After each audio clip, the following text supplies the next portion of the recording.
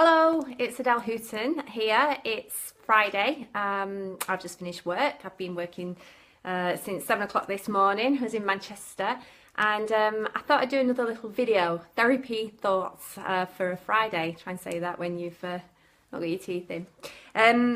Many people say to me, you know, being a hypnotherapist, it must be quite exciting, and you must hear a lot of things, a lot of different things. And the answer is yes.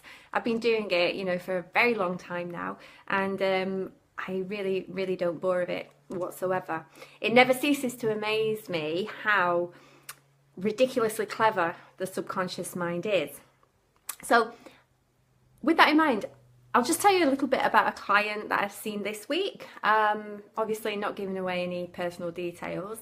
Another weight loss client, and this client came to me because she wanted to lose weight, and she'd lost about 1.5 stone, but she kind of plateaued, and she was doing it ever so well, but she just couldn't seem to get over this. So she come back to me, and we kind of made a realization that there was a reason for that. There was a real subconscious reason for that.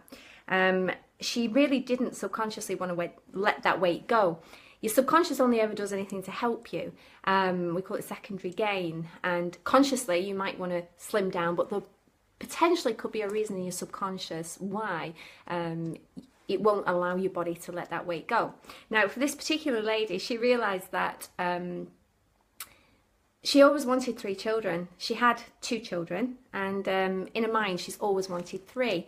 And this lady was sort of early 40s. And it was getting to the point where really she had to make that decision whether she was to have that 3rd child or not.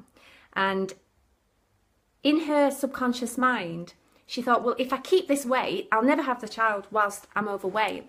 If I keep hold of this weight, then I don't have to make that decision. That decision's made for me. So in her mind, she was kind of keeping hold of this weight. And it kind of did the trick, you know, it made sure that she didn't have to make that decision, but really it was actually making that decision for her. She realised that, you know, by keeping hold of the weight, she was keeping the fat, and she would never have a child. That's the decision that she was making on a subconscious level. So having made that realisation and bringing that to conscious awareness, she was able to logicalise it and make cognitive sense of it to be able to make a different choice and decide to let that weight go. So the mind never ever ceases to amaze me. So with that said, if you find that you're not shifting the weight, a great little tip, here's one I've done earlier. Okay, if you write something like this, you might not be able to see it, but basically I've done a little line graph here. On one side here, you might see or you might not, that's weight. Higher at the top, lower at the bottom. Along the bottom, right age, so from sort of early childhood up to your current age, the older age, the age you are now.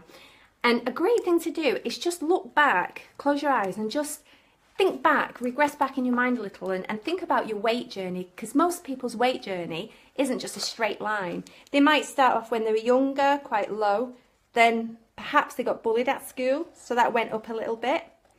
And then maybe they sort of became a little bit savvy about the way they look, and they managed to draw that down again. Then they met somebody, fell in love, started eating, that went up, then they got divorced. And you can see how this weight journey can go like this.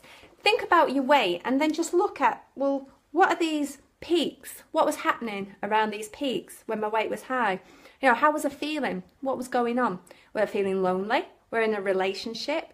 What about children? You know, a big thing is, you know, people have children and then they put themselves to the back of the queue, and it's all about the kids, and they, you know, they become unimportant and the weight goes out the window. So look at your weight journey and see if you can plot it.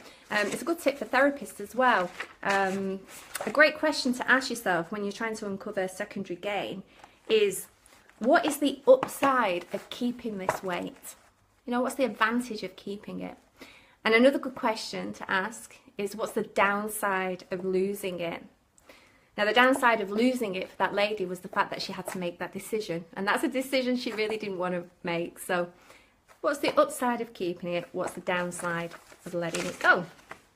So I hope that helps somewhat.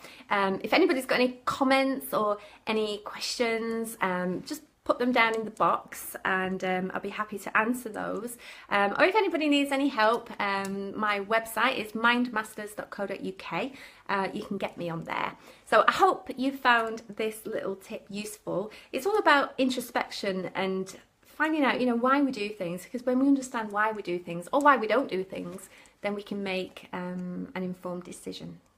So that's me, short and sweet. I shall probably do another one next week. Once a week is probably enough. But if you need any help, give me a call. Bye bye.